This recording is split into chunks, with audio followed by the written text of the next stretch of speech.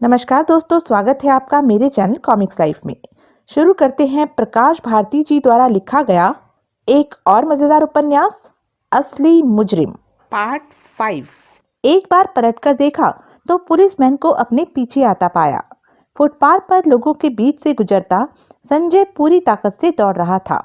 वह जानता था कि हीरो बनने की कोशिश में कोई भी राहगीर किसी भी क्षण उसे दबोच सकता था। सामने स्थानीय बसों का स्टॉप था।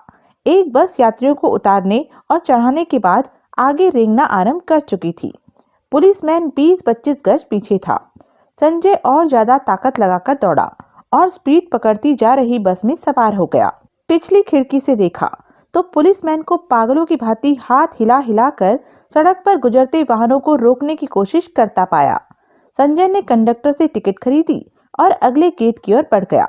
वह समझ चुका था कि पुलिसमैन बस का पीछा करना चाहता था और यह भी कि पुलिसमैन को उस पर यूं ही शक नहीं हुआ था। किसी भी क्षण किसी वाहन में सवार होकर बस का पीछा करके वह उसे पकड़ सकता था। चौराहे पर रेड लाइट पाकर बस की रफ्तार कम होनी शुरू हो गई थी। संजय ने कुछ एक पल इंतजार किया, फिर बस से उतरकर सीधा दौड़ा और फिर बाईं ओर घूम गया। उस तरफ का ट्रैफिक चालू था। भाग्यवश एक खाली आता ऑटो रिक्शा उसका इशारा पाते ही रुक गया। वह फौरन उसमें सवार हो गया। ऑटो रिक्शा पुनः सड़क पर दौड़ने लगा। अपनी उखड़ी सांसों पर काबू पाने की कोशिश करते संजय को यकीन था कि अगर पुलिसमैन बस का पीछा करने में कामयाब हो भी गया होगा तो भी अब उस तक नहीं पहुंच पाएगा। चिकन कॉर्नर औसत दर्जे का ही रेस्टोरेंट निकला। ग्राहकों का कोई खास रश भी वहां नहीं था। संजय भीतर दाखिल हुआ और पिछली तरफ कोने में मेज पर बैठी मीनाक्षी के बगल में जा बैठा। हेलो डार्लिंग, उसने माथे पर हाथ फिराते हुए कहा। फिर उसे चिंतित पाकर तुरंत गंभीर हो गया। क्या हुआ? संजय, यहाँ आते वक्त मेरा पीछा किया गया था, वह बोली। कौन था? तनेजा? नहीं, लंबा चौड़ा सा कोई आदमी था। उसका चेहरा मैं नहीं देख सकी। तुमने क्या किया? उससे पीछा छुड़ा लिया था? लगा तो ऐसा ही था, लेकिन मैं यकीन से नहीं कह सकती। ब्रीफकेस ले आई? हाँ, लेकिन इस चक्कर में पकड़ी जाने से बाल बाल बची। तनेजा 2 बजे से पहले ही कहीं चला गया था। जाते समय वह इसे ढूंढ रहा था। अगर जल्दी में न रहा होता तो उसने हंगामा खड़ा कर देना था। ब्रीफकेस है कहाँ? मेज के नीचे। इंश्योरेंस कंपनी वाले का विजिटिंग कार्ड? वो भी मिल गया। मीनाक्षी ने अपने हैंडबैग से निकालकर कार्ड उसे दे दिया। कार्ड परेशनाथ पवार का था, जिसका नाम इंश्योरेंस कंपनी को फोन करने पर संजय ने पहली बार सुना था। दिनेश राज गुप्ता के बारे में तुम कितना जानती हो? कोई खास नहीं। क्या वह भी इस साजिश में शामिल रहा हो सकता था? उसकी बहन तो थी, वह भी हो सकता था, मीनाक्षी ने कहा। फिर वेटर द्वारा ऑर्डर लेकर चले जाने के बाद पूछा, क्यों पूछ रहे हो? इससे कई बातें साफ हो जाएंगी। मसलन यही कि तनेजा का पुराना ब्रीफकेस अभी उसके ऑफिस में क्यों था। वो इसलिए था क्योंकि रकम को बैंक से बाहर गुप्ता ले गया था, एक ही या 2 ब्रीफकेस इस्तेमाल करके। तो फिर तुमने तनेजा का ब्रीफकेस क्यों मंगाया है? क्योंकि गुप्ता के बारे में मैं अभी भी श्योर नहीं हूँ। हो सकता है बैंक से बाहर पहुंचकर तनेजा ने रकम किसी और बैग, सूटकेस वगैरह में ट्रांसफर कर दी थी और ब्रीफकेस अपने पास ही रहने दिया। अगर ऐसा हुआ भी था तो भी ब्रीफकेस तुम्हें अब किस लिए चाहिए? मैं उसे कुछ एक लोगों को दिखाना चाहता हूँ। हो सकता है तनेजा के अपार्टमेंट हाउस वाले लिफ्ट मैन ने बैंक में चोरी वाले रोज तनेजा को इसे घर ले जाते देखा था। इस तरह मुझे चेन की एक और कड़ी मिल जाएगी। फिर मैंने तनेजा की साजिश का जवाब अपनी साजिश से देना है। इसकी पूरी योजना मैंने बना दी है। मैं ऐसा जाहिर करूंगा कि तनेजा के ब्रीफकेस में ही रकम बैंक से बाहर ले जाई गई थी। इस तरह कुछ समय के लिए पुलिस का ध्यान उसकी ओर चला जाएगा और मेरी तरफ से हट जाएगा। यह तुम कैसे करोगे? मैं एक ऐसी तरकीब अमल में लाऊंगा जिससे जाहिर होगा कि पीतांबर दत्त ब्रीफकेस के दम पर तनेजा को ब्लैकमेल कर रहा था। तुम जो चाहो करो, लेकिन भगवान के लिए किसी नए बखेड़े में मत पड़ जाना। जब तक यह बखेड़ा खत्म नहीं हो जाता, मेरे लिए हर कदम पर एक नया बखेड़ा है। ठीक कहते हो, मीनाक्षी ने मेज पर रखा उसका हाथ सहलाते हुए कहा। फिर यूं उसे देखा मानो अचानक कोई बात याद आ गई थी। सुनो, आज पहली दफा जब तुमने मुझे फोन किया था तब तुम क्या कर रहे थे? मैं तुम्हें बताना तो चाहता हूँ, लेकिन बताऊंगा नहीं, कम से कम अभी तो नहीं। अगर मेरी तरकीब उल्टी पड़ गई तो तुम जाली सबूत बनाने के काम में भागीदार बन जाओगी, और फिर कानून की निगाहों में तुम भी उतनी ही गुनाहगार हो जाओगी जितना कि मैं हूँ। वो तो मैं पहले ही हो चुकी हूँ, तुम्हारी मदद करके। वेटर आया और ऑर्डर सर्व करके लौट गया। खाना खाओ, संजय खाना शुरू करता हुआ बोला। इस केस के बारे में मेरी थ्योरी सुनना चाहती हो? जरूर। मैंने आज इस बारे में काफी सोच विचार किया है। सबसे पहले मैं समझता हूँ कि गुप्ता भी इसमें शामिल था और उसकी बहन रजनी भी है। हालांकि मुझे लगभग पूरा यकीन है कि अपने भाई की हत्या उसने नहीं की थी, लेकिन जिस रात मैं तनेजा के पास गया था वह उसी के अपार्टमेंट में थी। उसने नीचे जाकर लॉबी से उसे फोन किया था कि मैं कॉरिडोर में छिपा हुआ था। मैंने यह भी नोट किया था कि तनेजा ने कैसी निगाहों से उसे देखा था। तनेजा उसका दीवाना है। इस सारे सिलसिले की बागडोर रजनी गुप्ता के हाथ में भी हो सकती है। तुम्हारी बात ठीक हो सकती है, वह विचार पूर्वक बोली। बाय द वे, संजय ने पूछा, तुमने कभी मॉडर्न क्रेन क्रशिंग कंपनी का नाम सुना है? नाम सुना है, वह बोली। उस कंपनी के डायरेक्टर में से मैं भी एक हूँ। वह हंसी। नाम मात्र के लिए। तनेजा ने न जाने कैसे पेपर्स पर मुझे डायरेक्टर बनवा दिया था ताकि बोर्ड ऑफ डायरेक्टर्स की मीटिंग में मैं उसके कहने के मुताबिक वोट दे सकूं। लेकिन यह मामला मुझे दिलचस्प लगा और मैंने अपने भी कुछ शेयर्स खरीद लिए थे। वे शेयर्स ही मेरी इकलौती पूंजी हैं। वह पुनः हंसी। उनकी वजह से मैं खुद को बहुत बड़ी बिजनेस वुमन समझती हूँ। संजय ने उसकी शानदार फिगर और सुंदर चेहरे को प्रशंसा पूर्वक देखा। वो तुम्हारी इकलौती पूंजी नहीं है डार्लिंग, उससे हजारों गुना बड़ी पूंजी भी तुम्हारे पास है। कहाँ कहाँ है बताऊं? हिश, मीनाक्षी ने कृत्रिम रोष पूर्वक कहा, फिर सिर झुकाकर चुपचाप खाने लगी। दोबारा जब उन्होंने बातचीत शुरू की तो उन बातों का हत्याओं या बैंक से चोरी गई रकम से कोई ताल्लुक नहीं था। ये एक प्रेमी युगल की प्यार भरी मोहक बातें थी। संजय उन्हीं बातों में खोकर रह गया था। संजय डार्लिंग, मीनाक्षी ने टोका। हाँ, मुझे वापस बैंक जाना पड़ेगा। ओके। वेटर को बुलाकर बिल चुकाने के बाद मीनाक्षी को साथ लिए संजय रेस्टोरेंट से बाहर आ गया। जब वे सड़क पर पहुंचने वाले थे, मीनाक्षी ने याद दिलाया, संजय, ब्रीफकेस। मैं जाकर ले आता हूँ, तब तक मैं धीरे धीरे चलती हूँ।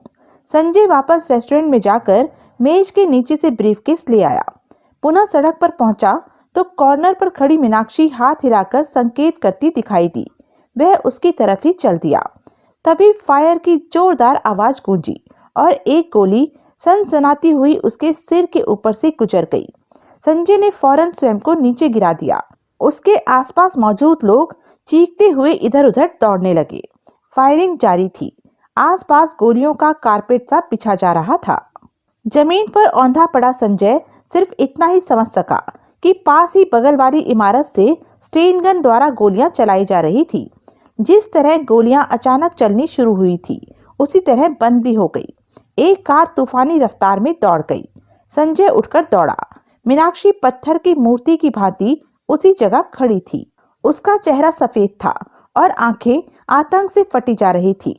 आओ, संजय उसकी बांह पकड़कर चिल्लाया, भागो यहाँ से। दोनों भागने लगे। फिर वे साइड में खड़ी एक टैक्सी के पास पहुंचे। संजय ने दरवाजा खोलकर मीनाक्षी को अंदर धकेला। ड्राइवर को एक पता बताता हुआ खुद भी अंदर जा बैठा और मीनाक्षी को झंझोड़ा। कौन था वह? मीनाक्षी ने उसकी बांह कसकर अपने हाथों में पकड़ी और उसके कंधे में चेहरा गड़ाकर जोर जोर से सिसकने लगी। वह हम दोनों की ही जान लेना चाहता था, संजय ने उसे सहलाते हुए कहा। लेकिन जब मैं ब्रीफकेस लेने अंदर चला गया तो उसे ज्यादा बढ़िया टारगेट को चुनना पड़ा। इसीलिए उसने दोबारा मेरे वापस आने तक इंतजार किया और फिर फायरिंग शुरू की। लेकिन जिस ढंग से गोलियां वहां एक पूरे एरिया में कारपेट बना रही थी, वो कोई इत्तेफाक नहीं था। वह तुम्हारी जान भी लेना चाहता था। मीनाक्षी पूरी तरह सिहर गई। मैंने उसे नहीं देखा संजय। देखा तो मैंने भी नहीं, लेकिन वह तनेजा होना चाहिए। जिस आदमी को तुमने अपना पीछा करते देखा था, उसने तनेजा को फोन कर दिया होगा और तनेजा कार में यहाँ आकर हमारा इंतजार करने लगा। अगर वह हम दोनों को ठिकाने लगाने में कामयाब हो जाता है तो फिर उसे और उसकी सहेली को कोई भी गुनहगार साबित नहीं कर सकेगा। लेकिन अब हम क्या करेंगे? घबराओ मत, पहले अपने आप को संभालो। संजय उसे तसल्ली देता हुआ बोला, मैं तुम्हें बैंक पहुंचा दूंगा, वहां वह कुछ नहीं कर पाएगा। लेकिन आज की रात अपने फ्लैट में मत गुजारना। बेहतर होगा कि जब तक मैं ना कहूं अपने फ्लैट में जाना भी मत। उसने तनिक सोचा, फिर कहा, मैं तुम्हें फोन करूंगा, लेकिन अपने नाम से नहीं। अब हमें और भी ज्यादा एहतियात बरतनी पड़ेगी। मैं फोन पर परेशनाथ पवार का नाम इस्तेमाल करूंगा। यह इंश्योरेंस कंपनी वाले उसी आदमी का नाम है। ओके? मीनाक्षी ने धीरे से सिर हिलाकर हामी भर दी। फिक्र मत करो, संजय ने आश्वासन दिया। आज रात के बाद हमारी तमाम मुसीबतें खत्म हो जाएंगी। फिर पूछा, तुम्हारे पास कुछ पैसे हैं? देखती हूँ, कहकर मीनाक्षी ने अपना हैंडबैग खोला और 100 रुपए के 4 नोट निकालकर उसे दे दिए। धन्यवाद, संजय बोला, जल्दी ही लौटा दूंगा। मीनाक्षी ने शिकायती नजरों से उसे देखा, मगर कहा कुछ नहीं। संजय ने उसे बैंक के सामने ड्रॉप कर दिया। जब मीनाक्षी प्रवेश द्वार की ओर जा रही थी, अनीता पुरी बाहर निकली और दोनों एक दूसरे के बगल से गुजर गई। संजय को ऐसा कुछ नजर नहीं आया जिससे पता चले कि दोनों एक दूसरे को जानती थी। उसके आदेश पर टैक्सी पुनः आगे बढ़ गई, पीताम्बर दत्त के मकान की ओर। पीताम्बर दत्त की विधवा दरवाजे में खड़ी मिली। आओ, संजय को देखकर तनिक मुस्कुराती हुई बोली। संजय ड्राइंग रूम में आ गया। किसी का इंतजार कर रही थी? उसने पूछा। हाँ, बच्चे स्कूल से आने वाले हैं, वह दरवाजा बंद करके बोली। मैं तुम्हें अपना कार्ड देना भूल गया था, संजय ने कहा और परेशनाथ पवार का विजिटिंग कार्ड निकालकर उसकी ओर बढ़ाया। उसने कार्ड लेकर लापरवाही से देखा, फिर रेडियो के नीचे रख दिया। इसे अच्छी तरह देख लो, संजय उसे ब्रीफकेस थमाता हुआ बोला, ताकि इसके बारे में बारीकी से बता सको। उसने ब्रीफकेस को घुमा फिराकर देखा, फिर लौटा दिया। तुम्हें याद है पुलिस को क्या बताना है? संजय ने पूछा। हाँ, तुम उन्हें वो सब बता देना। इस तरह तनेजा फंस जाएगा और तुम्हें इनाम मिल जाएगा। इनाम कब तक मिलेगा? 4-5 दिन लग जाएंगे। तुम्हें जल्दी है? हाँ, मैं कोशिश करूंगा कि जल्दी ही मिल जाए। मैं चलता हूँ। जो ही वह दरवाजे के पास पहुंचा, बाहर कार रुकने की आवाज सुनाई दी। उसने खिड़की के पर्दे का एक कोना खिसका कर देखा तो झटका सा खाकर रह गया। बाहर पुलिस की कार आकर रुकी थी। स्पष्ट था कि पीताम्बर दत्त की लाश की शिनाख्त की जा चुकी थी। संजय ने पलटकर फुसफुसाते हुए पूछा, पिछली तरफ भी दरवाजा है ना? हाँ, क्यों? पुलिस आ गई है, मैं पिछली तरफ से जा रहा हूँ। अगर उन लोगों ने मुझे यहाँ देख लिया या उन्हें पता चल गया कि मैं तुमसे मिल चुका हूँ तो सब गड़बड़ हो जाएगा, संजय ने जल्दी जल्दी कहा। तभी प्रवेश द्वार पर दस्तक दी गई। संजय किचन से गुजरता हुआ पिछले दरवाजे से बाहर निकल गया। वेस्ट एंड होटल से करीब 50 गज दूर एक फ्लावर शॉप में खड़ा संजय सेल्स गर्ल को जरूरी हिदायतें दे रहा था। एक गुलदस्ता खरीदकर उसने एक कार्ड पर जगमोहन तनेजा के नाम के हस्ताक्षर JMT लिखकर कार्ड को फूलों के बीच फंसा दिया था। मैं सीधा वहीं जा रहा हूँ, अंत में उसने कहा। मेरे पहुंचने के फौरन बाद गुलदस्ता वहां पहुंच जाना चाहिए। पहुंच जाएगा, सेल्स गर्ल ने मुस्कुराते हुए आश्वासन दे दिया। संजय दुकान से निकलकर होटल की ओर बढ़ गया। यह उसकी योजना के अगले चरण की तैयारी थी। वह रजनी गुप्ता को इस गुलदस्ते के बारे में झूठ बोलने का मौका देना चाहता था।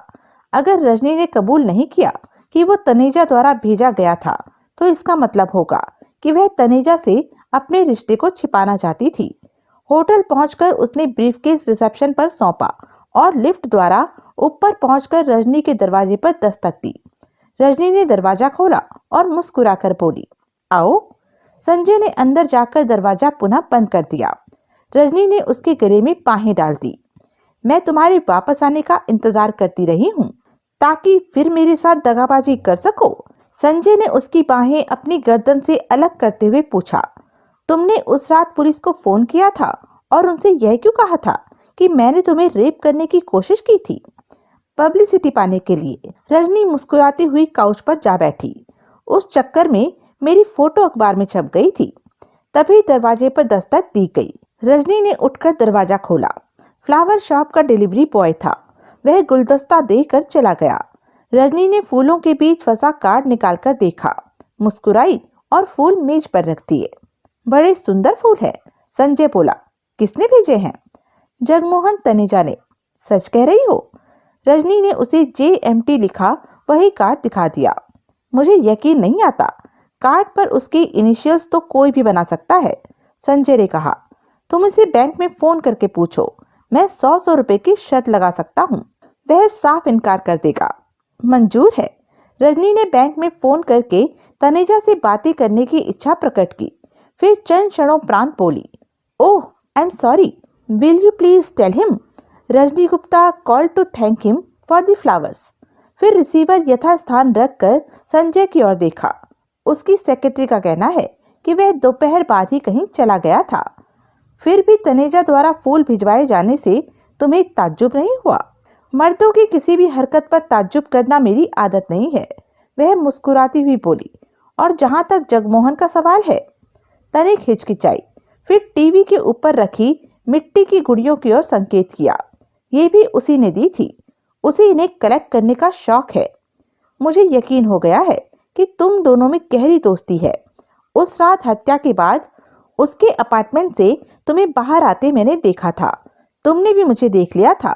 फिर नीचे जाकर लॉबी से फोन कर दिया था कि मैं कॉरिडोर में छिपा हुआ था। पुनः काउच पर बैठ चुकी रजनी ने उसे घूरा। तुम्हारा दिमाग तो ठीक है। मैंने ना तो उसे फोन किया था और ना ही तुम्हें देखा था। तुम तनेजा के पास करने क्या गई थी? जगमोहन ने मुझे बुलाया था। क्यों? वह जानना चाहता था कि क्या दिनेश ने मुझे ऐसा कुछ बताया था जिससे पता चल सके कि उसकी हत्या क्यों की गई थी। तुम्हारे भाई ने कुछ बताया था? नहीं।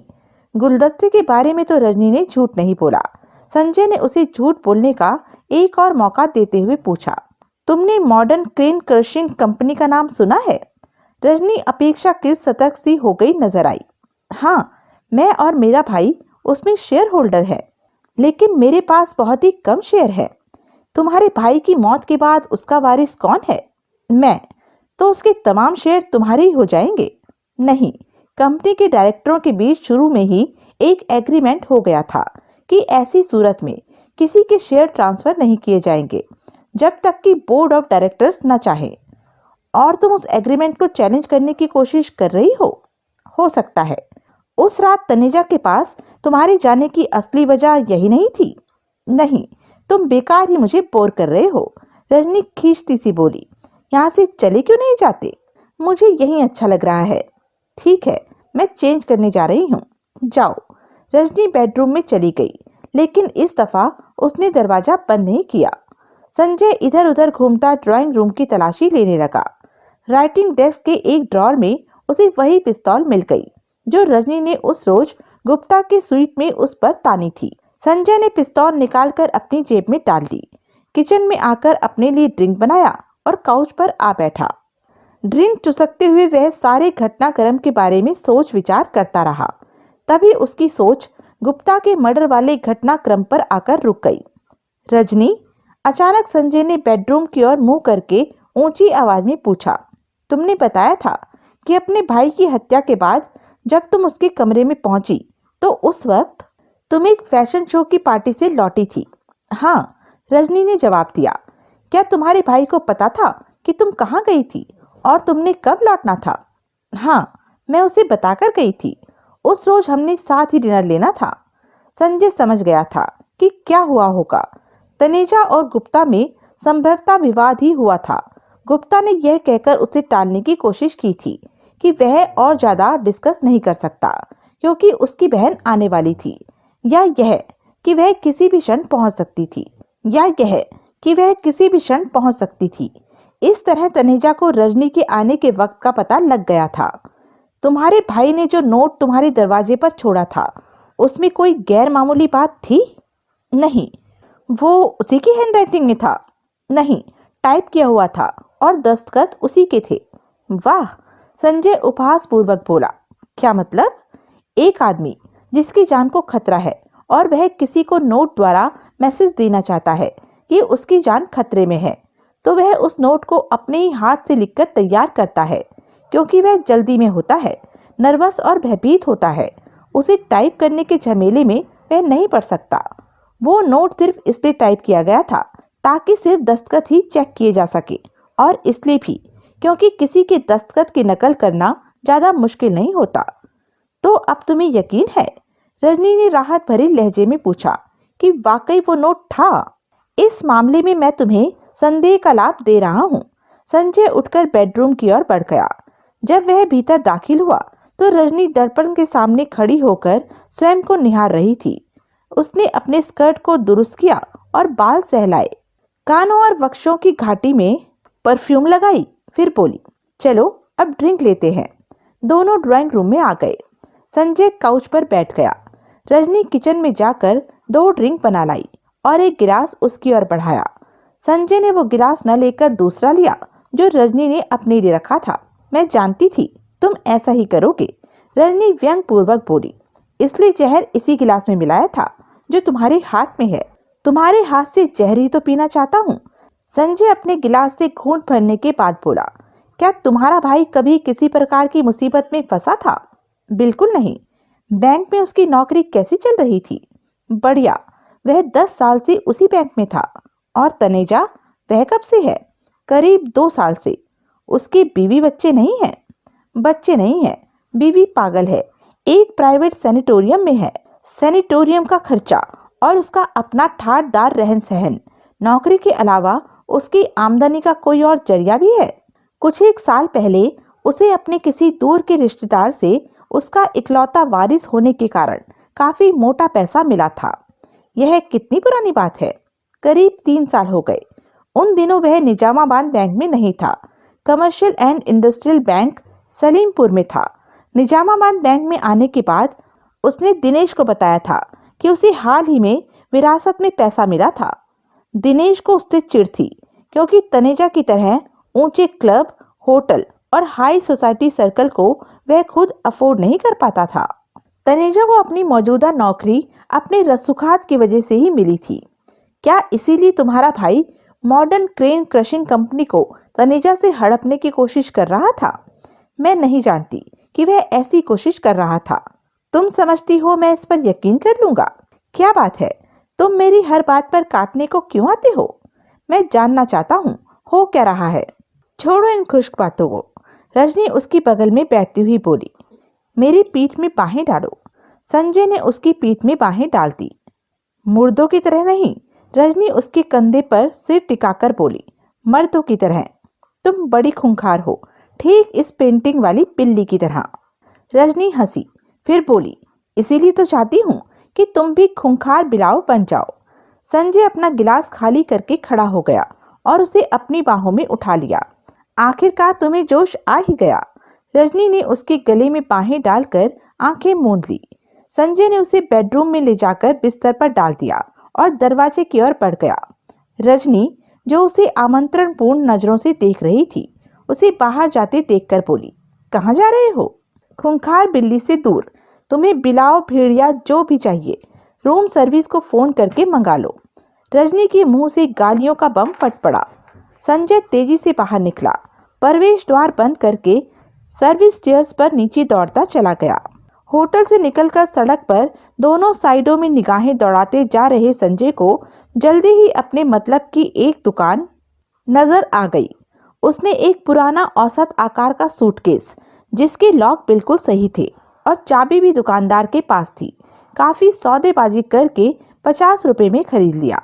फिर पटरी पर बैठे पुरानी मैगजीन और नॉवल बेचने वाले से दोनों चीजें खरीदकर सूटकेस में भरी, उसे लॉक करके चाबी जेब में डाल ली और ऑटो रिक्शा पकड़कर रेलवे स्टेशन की ओर रवाना हो गया। मुश्किल से 15 मिनट बाद वह रेलवे स्टेशन पर क्लॉक रूम के सामने खड़े लोगों से 15-20 गज दूर खड़ा आसपास से गुजरते लोगों में अपने मतलब का व्यक्ति तलाशने की कोशिश कर रहा था। उसे अधेड़ उम्र का एक सीधा सा नजर आने वाला कुली खाली हाथ आता दिखाई दिया। संजय फौरन पास पड़ी बेंच पर बैठ गया। सूटकेस पैरों में डालकर उसने दोनों हाथों से अपना पेट दबा लिया और चेहरे पर पीड़ा भरे भाव उत्पन्न करके कराहने लगा। जो ही कुली पास से गुजरा, उसने टोका, भैया जरा बात सुनना। कुली रुक गया। कहिए। मेरे पेट में बहुत तेज दर्द है। संजय दर्द बर्दाश्त करने की नाकाम कोशिश करने का अभिनय करता हुआ अटक अटक कर बोला। क्लॉक रूम पर भीड़ लगी है। क्या तुम मेरा सूटकेस वहां जमा करा सकते हो? मैं तुम्हारे वक्त की कीमत दूंगा। इनकार मत करना भैया, बड़ी तकलीफ में हूँ। आप यहीं बैठिए साहब। कुली सहानुभूति पूर्वक उसे देखता हुआ बोला। मैं जमा करा आता हूँ। संजय ने 10 रुपए का नोट और एक कागज, जिस पर उसने एक फर्जी पता लिखकर पहले से ही जेब में डाल रखा था, जेब से निकालकर उसे दे दिया। साथ ही कह दिया कि पते वाला कागज वह वापस ले आए। कुली सूटकेस लेकर चला गया। उसी तरह बैठे संजय ने थोड़ी सी गर्दन घुमाकर देखा। कुली लाइन में लगा खड़ा था। 5-7 मिनट बाद कुली ने रसीद और कागज लाकर उसे दे दिए। कोई और सेवा साहब? नहीं भैया, बहुत बहुत धन्यवाद। कुली चला गया। संजय ने पीतांबर दत्त की जेब से प्राप्त रसीद के टुकड़े को निकालकर उस रसीद से मिलाया। कलर द्वारा जो लिखा गया था उसे तो वह खुद ही पढ़ सकता था, लेकिन दोनों पर छपी इबारत से सिर्फ इतना ही फर्क था कि उन पर सीरियल नंबर अलग अलग थे। रसीद के टुकड़े पर सिर्फ 4 अंक नजर आ रहे थे, 6459, जबकि कुली द्वारा लाकर दी गई रसीद पर 5 अंकों की संख्या छपी थी, 68929। दोनों को अलग अलग जेबों के हवाले करके संजय बेंच से उठकर चल दिया। रेलवे स्टेशन की इमारत से निकलकर वह 150 आदमियों की उस भीड़ में जा शामिल हुआ, जो एक बड़ी सी दायरे की शक्ल में खड़े मजमा देख रहे थे। लगभग आधा घंटा मजमे में गुजारने के बाद वह क्लॉक रूम में पहुंचा। संयोगवश कोई कस्टमर उस समय वहां नहीं था। क्लॉक रूम के दोनों कर्मचारी काउंटर पर खाली बैठे सिगरेट फूंक रहे थे। भाई साहब, संजय ने उन दोनों को संबोधित किया, मैं बड़ी परेशानी में फंस गया हूँ। 20 मिनट बाद मेरी गाड़ी जाने वाली है और यहाँ जो सूटकेस मैंने जमा कराया था उसकी रसीद मुझसे कहीं गुम हो गई है। उसका लहजा खुशामदी भरा था। अगर आप लोगों को ऐतराज ना हो तो मैं अंदर आकर अपना सूटकेस ढूंढना चाहता हूँ। सूटकेस लॉक्ड है और उसमें रखी चीजों को मैं पहचान सकता हूँ। सूटकेस जमा कब कराया था? 3-4 रोज हो गए। संजय चिंतित स्वर में बोला। रसीद मैंने अपने पर्स में रखी थी, पता नहीं कहाँ चली गई। देखिए, कस्टमर्स को अंदर आने की इजाजत हम नहीं देते। आपका सूटकेस था कैसा? यही तो दिक्कत है, कोई खास पहचान उसकी नहीं है, इसलिए मेरा ख्याल है कि मैं ही आसानी से उसे पहचान सकता हूँ। उसने रिस्ट वॉच पर निगाह डाली। ट्रेन जाने में 18 मिनट ही रह गए हैं। यकीन कीजिए, मेरी वजह से कोई परेशानी आप लोगों को नहीं होगी। मैं सूटकेस में रखी चीजें पहचान सकता हूँ। उसने जेब में हाथ डालकर चाबी बाहर निकाली। यह उसकी चाबी है। सूटकेस मिल जाने पर आप खुद ही उसे खोलकर चेक कर सकते हैं। ठीक है। क्लर्क चाबी लेकर काउंटर के सिरे पर बने जंगले को खोलकर बोला, अंदर आकर देख लो। बहुत बहुत धन्यवाद भाई साहब। संजय अंदर चला गया। ऐनक वाले ने अपने साथी को चाय लेने भेज दिया और खुद एक उपन्यास खोलकर पढ़ने लगा। संजय ने देखा, सूटकेस, बैग, ब्रीफकेस, बॉक्स वगैरह जितनी भी चीजें वहां मौजूद थी, सबके साथ रसीद की डुप्लीकेट कॉपी इस ढंग से अटैच थी कि उस पर छपा सीरियल नंबर साफ नजर आ रहा था। संजय की तेज निगाहें रसीद की उस डुप्लीकेट कॉपी को खोज रही थी, जिसके सीरियल नंबर की संख्या के अंतिम 4 अंक थे 6459। वही अंतिम 4 अंक जो पीतांबर दत्त से प्राप्त रसीद के टुकड़े पर छपे थे। 3-4 मिनट की कोशिश के बाद ही उसे वांछित रसीद नजर आ गई। वो औसत से बड़े आकार के एक ब्राउन सूटकेस के साथ जुड़ी हुई थी। फिर उसने अपने पुराने ग्रे सूटकेस को तलाश किया। 3-4 फुट के फासले पर वो भी रखा नजर आ गया। उसने काउंटर की दिशा में देखा। ऐनकधारी नॉवल पढ़ने में खोया हुआ था और उसका सहायक अभी लौटा नहीं था। संजय ने तार में लिपटी दोनों सूटकेसों की रसीदें आपस में बदल दी, फिर बड़ी सफाई से उनके रखे रहने के स्थान आपस में बदल दिए। अब उसका वो सूटकेस पीतांबर दत्त वाली रसीद की डुप्लीकेट कॉपी सहित ब्राउन सूटकेस के स्थान पर रखा था और ब्राउन सूटकेस उसकी अपनी रसीद की कॉपी सहित ग्रे सूटकेस के स्थान पर पहुंच चुका था। मिल गया, वह ऊंची आवाज में बोला। ऐनकधारी ने पलटकर देखा। यहाँ ले आओ। संजय ने अपना ग्रे सूटकेस ले जाकर काउंटर पर रख दिया। तभी सहायक भी 2 चाय लिए आ पहुंचा। मिल गया साहब? उसने पूछा। हाँ, संजय ने जवाब दिया। फिर ऐनकधारी से बोला, इसमें 22 नॉवल हैं और 13 मैगजीन, सभी काफी पुराने हैं। ऐनकधारी ने चाबी फंसाकर लॉक खोले और ढक्कन ऊपर उठा दिया। नॉवल और मैगजीन चेक करने के बाद बोला, सूटकेस आपका ही है, लेकिन आपको रसीद देनी होगी कि इसे आप ले जा चुके हैं, क्योंकि हो सकता है आपकी खोई हुई रसीद किसी के हाथ लग जाए और वह इसे क्लेम करने आ पहुंचे। संजय कोट की जेब में हाथ ठूसे खड़ा था। 1 मिनट। वह जेब से पीताम्बर दत्त से मिला रसीद का टुकड़ा निकालकर बोला, इसे देखिए, क्या यह उसी रसीद का हिस्सा है जो यहाँ सूटकेस जमा करते वक्त मुझे दी गई थी? ऐनकधारी ने रसीद के उस टुकड़े को देखा, फिर डुप्लीकेट रसीद के सीरियल नंबर के अंतिम 4 अंकों को मिलाया और फिर आश्वस्त भाव से सिर हिला दिया। रसीद की जरूरत नहीं है, मुझे यकीन हो गया कि सूटकेस आपका ही है, आप इसे ले जा सकते हैं, लेकिन आइंदा ध्यान रखिएगा कि रसीद फटने या गुम न होने पाए। ठीक है, बहुत बहुत धन्यवाद। संजय ने सूटकेस लॉक करके उठाया और यूं वहां से हटा मानो वाकई उसे ट्रेन छूट जाने का भय था। 3 नंबर प्लेटफॉर्म पर एक पैसेंजर ट्रेन जाने के लिए तैयार खड़ी थी। तेजी से चलता हुआ संजय वहां पहुंचा। सेकंड क्लास के एक डिब्बे में घुसकर सूटकेस ऊपर रखा और गलियारे में खड़े यात्रियों के बीच से गुजरता हुआ दूसरे दरवाजे से पुनः प्लेटफॉर्म पर उतर गया। ट्रेन चली जाने के बाद उसने टेलीफोन डायरेक्टरी में ग्लोब इंश्योरेंस कंपनी का पता देखा। फिर अपने मतलब के किसी व्यक्ति की तलाश में निगाहें दौड़ाने लगा। तभी सामने से आते एक आदमी को देखते ही संजय खुश हो गया। वह विनय जेटली था, उसका दोस्त, जो बीएसएफ में जाने से पहले इन्वेस्टमेंट कंपनी में उसका कुलीग भी रह चुका था और जिसने उसके कहने पर कंपनी के बॉस की पर्सनल फाइल से तनेजा द्वारा रेफरेंस के लिए लिखे हुए लेटर्स गायब कर दिए थे। वह लपक कर उसके पास पहुंचा। हेलो विनय, तुम? विनय जेटली चौंका। यहाँ क्या कर रहे हो? उसी मुसीबत से निकलने की कोशिश, संजय गहरी सांस लेकर बोला, जिसमें मुझे फंसाया गया है, लेकिन आज मुझे फिर तुम्हारी मदद की जरूरत है। मैं क्या कर सकता हूँ? विनय हिचकिचाता सा बोला। संजय ने क्लॉक रूम की रसीद जेब से निकाली। इसे लेकर क्लॉक रूम में चले जाओ, वहां से तुम्हें ब्राउन सूटकेस मिलेगा, उसको लाकर मुझे दे दो। उस सूटकेस में क्या है? मेरी बेगुनाही का सबूत, संजय ने कहा। जाओ, ज्यादा देर यूं मेरे साथ रहना तुम्हारे लिए भी खतरनाक साबित हो सकता है। कोई लफड़ा तो नहीं होगा यार? अभी तक तो नहीं है, लेकिन अगर तुम इसी तरह मेरे पास खड़े रहे और किसी पुलिस वाले ने मुझे पहचान लिया या फिर किसी और ने पहचान कर पुलिस को बुला लिया तो लफड़ा हो जाएगा। विनय जेटली रसीद लेकर बेमन से क्लॉक रूम की ओर चला गया। संजय व्याकुलता पूर्वक उसके पास लौटने की प्रतीक्षा करने लगा। थोड़ी देर के बाद उसे विनय जेटली सूटकेस सहित आता दिखाई दिया तो उसकी व्याकुलता प्रसन्नता मिश्रित उत्तेजना में बदल गई। वह उसके पास आ पहुंचा। बहुत भारी है। विनय ने सूटकेस रख दिया। क्या भरा है इसमें? मुसीबत, संजय बोला।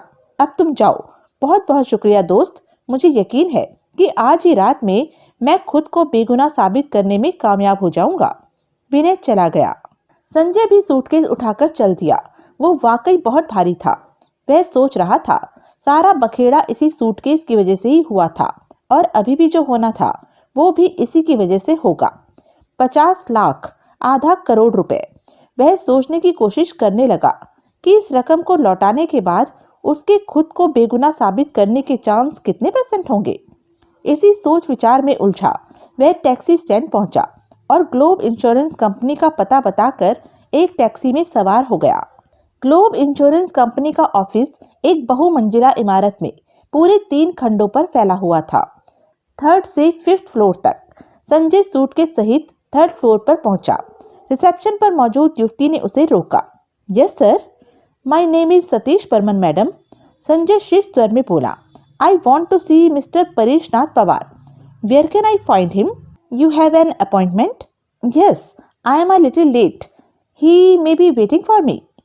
ही is in room number 315। Thank you madam.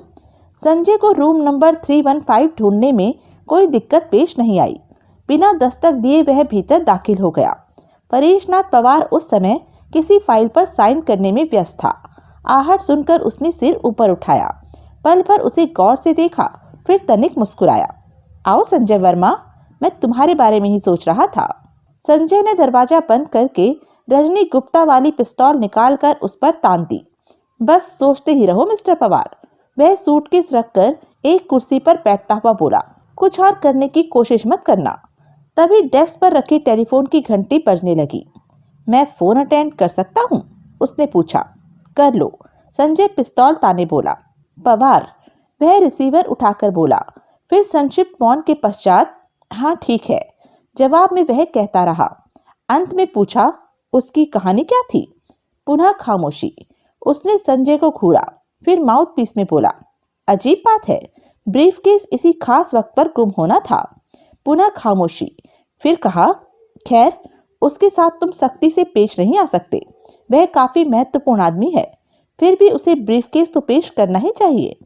कुछ एक पल और सुनने के बाद कहा, मेरे पास एक क्लाइंट है, मैं बाद में फोन करूंगा। फिर संजय को घूरते हुए माउथ पीस में कहा, अगर आधा घंटे तक मेरा फोन ना आए तो तुम मुझे कर लेना।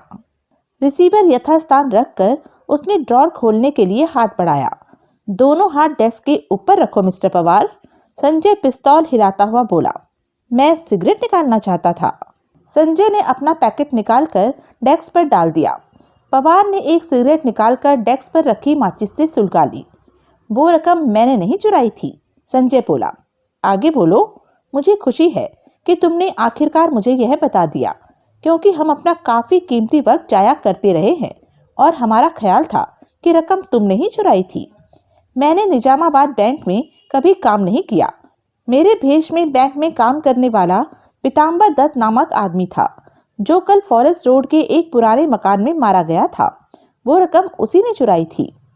तुम कैसे जानते हो कि कल जो आदमी मारा गया उसका नाम पीताम्बर दत्त था? अखबारों में तो अभी उसका नाम छपा नहीं है। कल मैं भी उस मकान में गया था। तुम उस मकान में क्या करने गए थे? मैं उस मकान को खरीदकर रेस्टोरेंट में तब्दील करना चाहता था। रियल एस्टेट एजेंट ने मुझे चाबी दे दी। जब मैं पहुंचा तो पीताम्बर दत्त पहले से ही वहां मौजूद था। उसने कहा कि वह उस मकान का मालिक था। फिर उसने ताश की गड्डी निकालकर पत्ता मांगने के लिए कहा। अगर मांगा हुआ पत्ता मेरे पास आ जाता तो उसने मकान मुफ्त दे देना था, और अगर वो उसके पास चला जाता तो मुझे दोगुनी कीमत अदा करनी थी। खेल शुरू हुआ। मैं जीत गया तो उसने कहा कि मैंने चीटिंग की थी। फिर उसने पिस्तौल निकालकर मुझ पर तान दी। मुझे भी ताव आ गया। मैंने उसे एक घूसे में धराशायी कर दिया और फिर उसके जिस्म में बिजली का करंट दौड़ा दिया। संजय ने कहानी सुनाकर पूछा, ठीक किया था ना मैंने? 50 लाख में तो वाकई बहुत बढ़िया रेस्टोरेंट शुरू किया जा सकता है। इसलिए तो उस रकम को लौटाने को मेरा दिल नहीं चाहता। फिर भी लौटाने को तैयार हो? हाँ। कब? रकम इस सूटकेस में है। पवार ने अविश्वास पूर्वक उसे देखा। सच कह रहे हो? हाँ, बिल्कुल सच। मैं रकम वापस ले आया हूँ। अगर मैंने चोरी की होती तो क्या मैं ऐसा करता? हालात बहुत ज्यादा खराब हो जाने पर इसके अलावा तुम्हारे पास और चारा भी क्या है? संजय ने सूटकेस उठाकर डेस्क पर रख दिया। भगवान के लिए अकल से काम लो और इसे खोलो, रकम इसी में है। पवार ने उसे खोलने की कोशिश की। यह तो लॉक्ड है, चाबी कहाँ है? मेरे पास नहीं है, पेपर नाइफ से ट्राई करो, खुल जाएगा। पवार ने डेस्क पर रखा नोकीला पेपर नाइफ उठाकर ट्राई किया और लॉक खोलने में कामयाब हो गया, लेकिन ढक्कन ऊपर उठाया जाते ही संजय की खोपड़ी घूम कर रह गई। सूटकेस में पुराने अखबार भरे हुए थे और उनके ऊपर पड़ी थी चीनी मिट्टी की एक गुड़िया।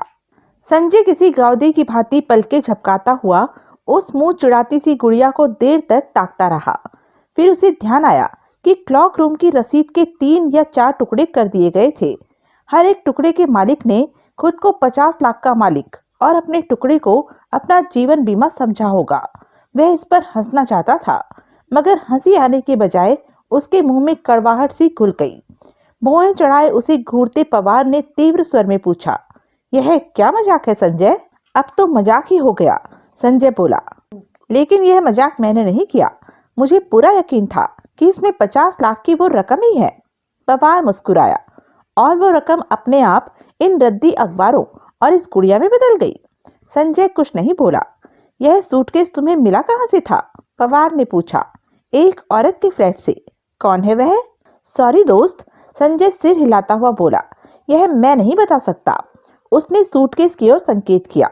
और इन सबको देखते हुए तो बिल्कुल भी नहीं। क्यों? इसलिए कि मेरे नाम बताते ही तुम और चौधरी उसके सिर पर जा चढ़ोगे और मैं इस सबका मुंह तोड़ जवाब नहीं दे सकूंगा। नतीजा यह होगा कि असली मुजरिम कभी नहीं पकड़ा जा सकेगा। तुम्हारे पास इससे अच्छी कोई और कहानी नहीं है? तुमने मुझसे पूछा था सूटकेस कहाँ से मिला। इस बारे में ज्यादा से ज्यादा जो मैं बता सकता हूँ बता दिया। यह मैं पहले ही बता चुका हूँ कि रकम कहाँ थी। यह मुझे पीताम्बर से पता चला था। उसने बताया था कि नोटों वाला सूटकेस इस औरत के फ्लैट में था। मैं चोरी से उस औरत के कमरे में घुसा, तलाशी ली और पीताम्बर द्वारा बताया गया यह सूटकेस निकाल लाया। लेकिन एक बार भी यह ख्याल मुझे नहीं आया कि खुद ही इसे खोलकर देख लूं। मैं जानता हूँ मुझसे गलती हुई है, मुझे देखना चाहिए था। खैर, अगली दफा ध्यान रखूंगा। बस बहुत हो चुका। तुम्हें जो भी कहना है अब चौधरी के सामने कहते रहना। मैं तुम्हें पुलिस के हवाले करने वाला हूँ। संजय फौरन पिस्तौल निकालकर खड़ा हो गया। तुम ऐसा कुछ नहीं करोगे पवार। तुम मेरे साथ यहाँ से बाहर चलोगे। वह इतने सर्द लहजे में बोला कि पवार सहम गया। अगर तुमने खुद को हीरो बनाने की कोशिश की तो मैं बेहिचक तुम्हें शूट कर दूंगा। उसके बाद भी मेरे लिए तो हालात में कोई फर्क नहीं पड़ेगा, मगर तुम जरूर अल्लाह मियाँ को प्यारे हो चुके होंगे। पवार उठकर खड़ा हो गया। उसके चेहरे पर व्याप भावों से स्पष्ट था कि किसी भी प्रकार की चालाकी करने का कोई इरादा उसका नहीं था। बाहर निकलो, संजय ने आदेश दिया। पवार डेस्क के पीछे से निकलकर बाहर आ गया। संजय ने अंदर से कुंडी लगाकर नया आदेश दिया। अपनी टाई, कोट और शर्ट उतारो, जल्दी। पवार ने तीनों चीजें उतारकर डेस्क पर डाल दी। अब हाथ पीठ के पीछे करके पेट के बल फर्श पर लेट जाओ। पवार ने वैसा ही किया। संजय ने पिस्तौल जेब में रखकर टाई से उसके हाथ पीठ के पीछे मजबूती से बांध दिए। पवार ने प्रतिरोध नहीं किया। संजय ने कमीज की दोनों आस्तीनें अलग करके कमीज के शेष हिस्से को उसके मुंह पर कसकर बांध दिया। फिर एक आस्तीन से उसके टखने आपस में बांधकर उसे उठाकर पुनः कुर्सी में डाला और उसकी एक बाह को कुर्सी की बाजू के साथ बांधकर रिसीवर उठाकर नीचे रख दिया। अगर मैं चाहता तो तुम्हारी पूरी दुर्गति भी कर सकता था, अंत में वह बोला, लेकिन मैंने सिर्फ उतना ही किया है जितना कि एहतियातन मेरे लिए जरूरी है। अब मैं जा रहा हूँ, गुड बाय। संजय ने दरवाजा खोलकर बाहर देखा। कॉरिडोर खाली था। वह बाहर निकला, दरवाजा बंद करके तेजी से रिसेप्शन की ओर बढ़ गया। संयोगवश रिसेप्शनिस्ट अपनी सीट पर नहीं थी। संजय लिफ्ट द्वारा नीचे पहुंचा और इमारत से निकल गया। पिछली सड़कों से तेजी से गुजरता हुआ संजय जल्दी ही ग्लोब इंश्योरेंस कंपनी की इमारत से दूर जा पहुंचा। उसने एक मेडिकल स्टोर से मीनाक्षी को फोन करके कह दिया कि अपने फ्लैट में पहुंचकर उसका इंतजार करे और उसके अलावा किसी और के लिए दरवाजा बिल्कुल न खोले। फिर एक ऑटो रिक्शा द्वारा वह अनीता पुरी के फ्लैट की ओर रवाना हो गया। वह अनीता से चंद एक सवाल पूछना चाहता था। इमारत में पिछले रास्ते से दाखिल होकर वह सीढ़ियों द्वारा ऊपर पहुंचा। अनीता के फ्लैट के बंद दरवाजे के बाहर खड़ा होकर पूरा 1 मिनट तक अंदर से आहट लेने की कोशिश करने के बाद जब उसे यकीन हो गया कि अंदर अनीता अकेली ही थी तो हौले से दस्तक दी। अनीता ने दरवाजा खोला। हेलो संजय। संजय उसे एक तरफ धकेल कर अंदर चला गया। मैंने तुम्हें निजामाबाद बैंक से बाहर निकलती देखा था। क्या करने गई थी वहां? मैंने तुम्हें उधार देने का फैसला कर लिया था, अनीता ने जवाब दिया। तुम्हारे लिए 5,000 रुपए लेने गई थी, लेकिन पब्लिक डीलिंग के लिए बैंक आवर्स खत्म हुए उस वक्त देर हो चुकी थी। मैंने वे रुपए अपने लॉकर से निकाले थे। इमरजेंसी के लिए मैं 10-12 हजार रुपए लॉकर में भी रखती हूँ। आई सी, तुम जानती हो कि उन रुपयों को मैं शहर से भागने के लिए भी इस्तेमाल कर सकता हूँ। हाँ, जब तुम बैंक में थी तनेजा से बातें की थी? नहीं, वह वहां नहीं था। अनीता ने मेज पर पड़ा अपना पर्स उठाकर 50 रुपए के नोटों की एक गड्डी निकालकर उसे दे दी। मैं जानती हूँ तुम्हें ये रुपए देकर बेवकूफी कर रही हूँ, क्योंकि यह रकम मुझे वापस नहीं मिलेगी। हो सकता है तुम चाहती हो कि मैं शहर से चला जाऊं। तुम किसी नतीजे पर पहुंचे? अनीता ने वार्तालाप का विषय बदलकर पूछा। संजय एक सोफा चेयर पर बैठ गया। सारा मामला मेरी समझ में आ गया है, वह बोला। आज रात में यह किस्सा निपट जाएगा। सुबह तक मैं खुद को बेगुनाह साबित कर दूंगा और असली मुजरिम सलाखों के पीछे होगा। यानी तुम साबित कर दोगे कि असली मुजरिम तनेजा है? मैं यह भी साबित कर दूंगा कि उसके साथ इसमें और कौन शामिल है। तो फिर तुम्हें 5,000 रुपये किस लिए चाहिए? हो सकता है काम मेरी योजना के मुताबिक न हो और मुझे जल्दबाजी में शहर छोड़ना पड़े। पैरोल की चोरी गई रकम का कुछ पता चला? अब मैं जानता हूँ वो रकम कहाँ है। अनीता खिड़की के पास जा खड़ी हुई और बाहर देखते हुए पूछा, कहाँ है? पहले तुम बताओ कि आज बैंक किस लिए गई थी? वो मैं पहले ही बता चुकी हूँ। नहीं, मतलब याद है अभी मैंने पूछा था कि तुमने तनेजा से बातें की थी? हाँ, और मैंने कहा था नहीं, वह वहां नहीं था। जाहिर है कि किसी से पूछने पर ही तुम्हें यह पता चला होगा और पूछने की जरूरत इसलिए पड़ी होगी क्योंकि तुम उससे बातें करना चाहती थी। मैं जानना चाहता हूँ तुमने उससे क्या बातें करनी थी? तुम बड़े ही शक्की दिमाग आदमी हो। मैंने दिन में 3 बार फोन किया था। जब तीसरी दफा मुझे पता चला कि वह वहां नहीं था तभी मैं बैंक पहुंची, क्योंकि उसके सामने पड़ना मैं नहीं चाहती थी। क्यों? एक तो इसलिए कि मुझे तुम्हारी कहानी पर यकीन हो गया था कि वह पैरोल के इस बखेड़े में शामिल था, इसलिए मैंने उसे अवॉइड करना ही ठीक समझा। दूसरे, आज रात डिनर पर रजनी गुप्ता से मिलकर उसका प्रस्ताव सुनने से पहले भी तनेजा के सामने पड़ना मैंने मुनासिब नहीं समझा। मुझे डर था कि अगर उससे मुलाकात हो गई तो वह मॉडर्न क्रेन क्रशिंग कंपनी के मामले में मुझे अल्टीमेटम देकर अपनी बात मनवा सकता था, जबकि मैं रजनी का प्रस्ताव सुनकर पहले उस पर विचार करना चाहती थी। तुम जानती हो रजनी क्या बातें करना चाहती है? नहीं, वह कंपनी के डायरेक्टरों द्वारा साइन किए गए उस एग्रीमेंट को चैलेंज करना चाहती है कि उसके भाई के शेयर्स को खरीदने का पहला मौका कंपनी को ही मिलना चाहिए। उसमें वह कुछ नहीं कर पाएगी क्योंकि वो एग्रीमेंट चोटी के कई वकीलों द्वारा तैयार किया गया था। यह तो मैं नहीं जानता, संजय बोला, लेकिन इतना जरूर जानता हूँ कि तनेजा किस चक्कर में है। मैंने इस बारे में काफी सोचा है कि तनेजा ने पेरोल वाली रकम क्यों चुराई थी।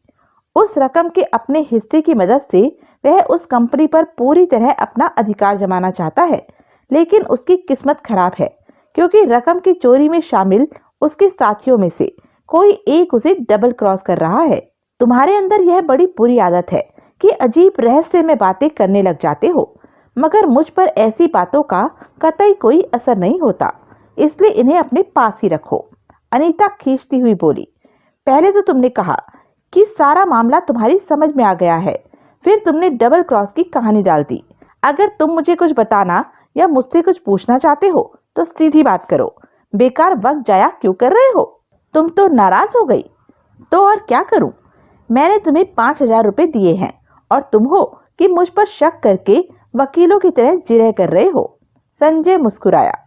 अब ऐसा कुछ नहीं करूंगा, उसने कहा, फिर कुछ याद करते हुए पूछा, तुम्हारे पास प्लेन पेपर और सादा लिफाफा है? मिल जाएगा। तुम्हारा टाइपराइटर भी इस्तेमाल कर सकता हूँ? अनीता ने सिर हिलाकर हामी भरी और राइटिंग ड्रॉर से प्लेन पेपर और सादा लिफाफा निकालकर वहीं टाइपराइटर के बगल में रख दिए।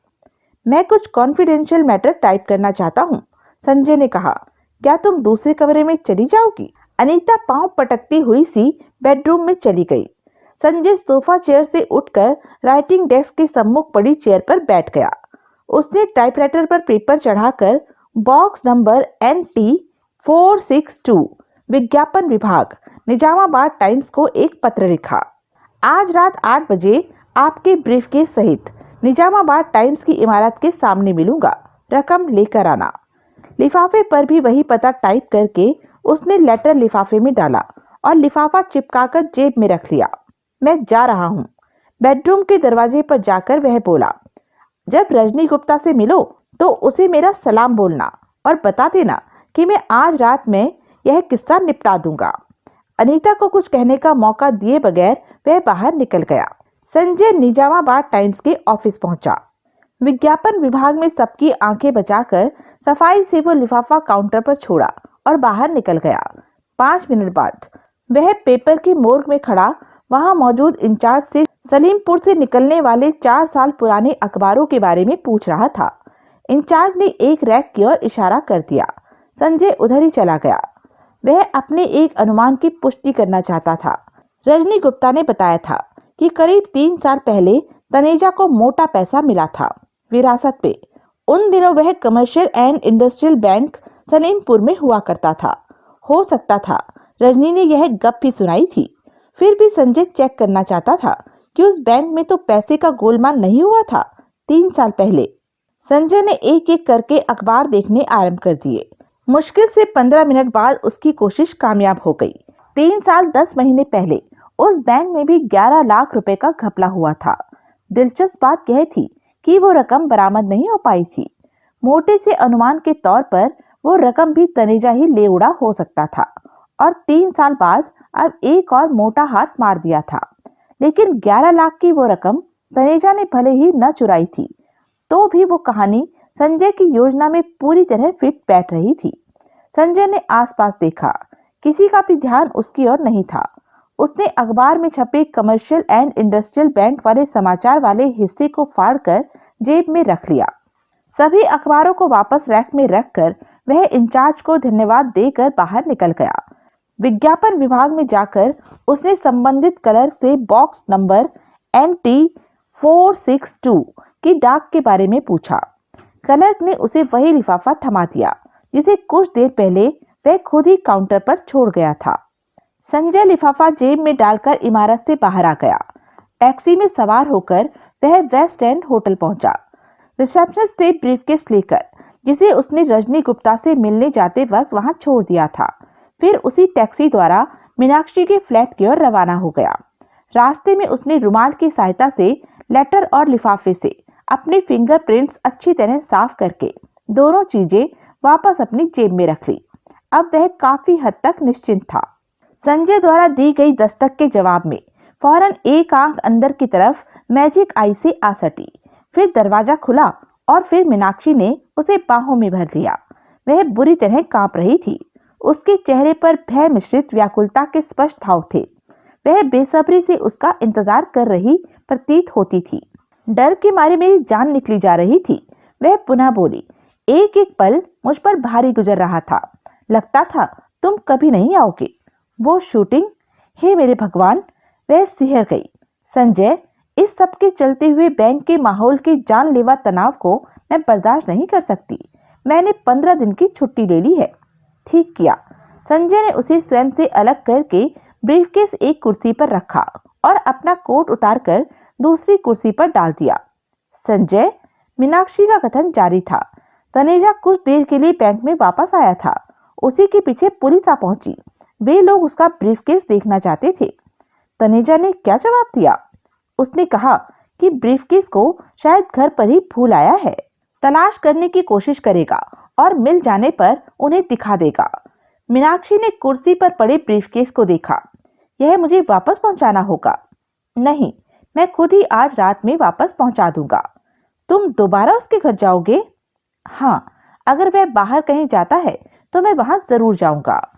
उसके टेबल कैलेंडर पर मैंने लिखा देखा था, आज रात 8:30 बजे उसका बिजनेस अपॉइंटमेंट है। वह डिनर के लिए बाहर जाएगा। मैं तभी ब्रीफकेस वहां पहुंचा दूंगा। लेकिन अगर तुमने इसे वापस ही लौटाना था तो मंगाया ही क्यों था? जैसा कि मैंने लंच पर तुम्हें बताया था, मैं पुलिस को तनेजा के पीछे लगाना चाहता हूँ। वे लोग उसके पीछे लग गए हैं, इसीलिए मैं ब्रीफकेस वापस पहुंचा दूंगा। लेकिन पुलिस इस ब्रीफकेस की वजह से उसके पीछे कैसे लग गई? तुम वाकई जानना चाहती हो? हाँ, मैंने कुछ ऐसे जाली एविडेंस पैदा कर दिए थे जिससे ब्रीफकेस का रिश्ता बैंक से चोरी गई पैरोल की रकम से जुड़ गया। मेरे कोट की भीतरी जेब में एक लेटर पड़ा है, उसे निकालकर पढ़ लो। मीनाक्षी ने कुर्सी पर पड़ा कोट उठाकर लेटर निकाला और उसे पढ़ने के बाद बोली, मैं कुछ समझी नहीं। मैं समझाता हूँ। मान लो तुम तनेजा हो और तुमने बैंक से वो रकम चुराई थी। पुलिस इस सिलसिले में एक गुमशुदा ब्रीफकेस के बारे में पूछताछ शुरू कर देती है। ब्रीफकेस का क्योंकि चोरी गई रकम से कोई ताल्लुक नहीं था, इसलिए तुम इसे पेश करना चाहोगी, लेकिन कर नहीं सकती क्योंकि यह गायब हो चुका है। अब अगर तुम यह कहती हो कि वो गायब हो गया तो पुलिस को तुम पर और ज्यादा शक हो जाएगा। लेकिन तुम्हारे लिए ब्रीफकेस को वापस पाना भी उतना ही जरूरी है। ऐसी हालत में तुम क्या करोगी? तुम अखबार के खोया पाया कॉलम में इसके लिए विज्ञापन दोगी और वापस लौटाने वाले के लिए इनाम ऑफर करोगी कि ब्रीफकेस जिसके पास भी हो वह इसे वापस लौटाने के लिए सीधा दौड़ा चला आए। मीनाक्षी ने पुनः लेटर पर निगाह डाली। तनेजा ने अखबार में विज्ञापन दिया था? उसने नहीं, मैंने दिया था, लेकिन मैं जाहिर यही करना चाहता हूँ कि विज्ञापन तनेजा ने ही दिया था, संजय ने जवाब देकर कहा। सुनो मीनाक्षी, मैं चाहता हूँ तनेजा के डिनर के लिए जाने से पहले तुम किसी बहाने उसके पास पहुंच जाओ। इस लेटर को साथ ले जाना और किसी प्रकार चुपके से उसकी जेब में डाल देना। हालांकि तुम्हें अकेली वहां भेजने में बड़ा भारी रिस्क है, लेकिन मेरा ख्याल है तुम्हें देखकर वह इतना ज्यादा हैरान होगा कि कोई गड़बड़ करने की कोशिश नहीं करेगा।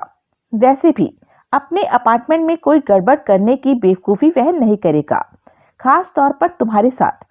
क्या तुम इस काम को करोगी? मीनाक्षी ने खत पर निगाह डाली, फिर संजय को देखा। वह नर्वस थी और उसके होठों में कंपन था। लंबी खामोशी के बाद बोली, हाँ, और खत अपने हैंडबैग में डाल लिया। थैंक यू डार्लिंग, संजय बोला।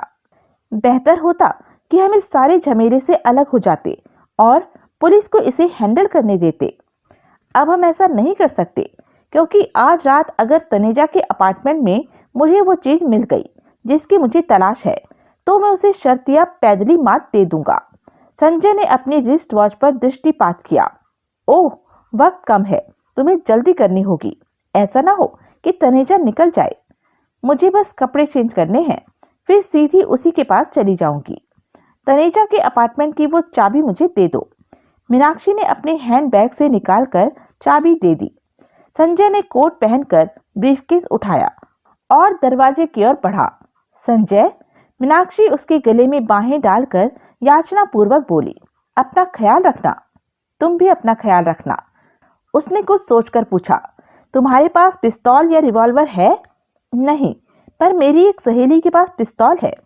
वह तुम्हें दे देगी? नहीं। फिर? मीनाक्षी मुस्कुराई, चुरानी पड़ेगी। कोई दिक्कत तो नहीं होगी। तुम फिक्र मत करो, मैं पिस्तौल हासिल कर लूंगी। ठीक है, रास्ते में रुककर पिस्तौल लेने के बाद ही तनेजा के पास पहुंचना। अगर तनेजा कोई गड़बड़ करने की कोशिश करता है तो पिस्तौल निकाल लेना और ऐसा जाहिर करना कि तुम उसे चला सकती हो। इस तरह वह घबरा जाएगा और अपना इरादा बदल देगा। संभाल लोगी ना? हाँ, मीनाक्षी ने ठोस स्वर में उत्तर दिया। संजय ब्रीफकेस लिए फ्लैट से निकल गया। तो यह थी अब तक की कहानी। आगे की कहानी जानने के लिए बने रहें मेरे साथ। और हाँ, मेरे चैनल को लाइक, शेयर और सब्सक्राइब करना ना भूलें। और कमेंट करके ज़रूर बताएं कि यह वीडियो आपको कैसा लगा। धन्यवाद।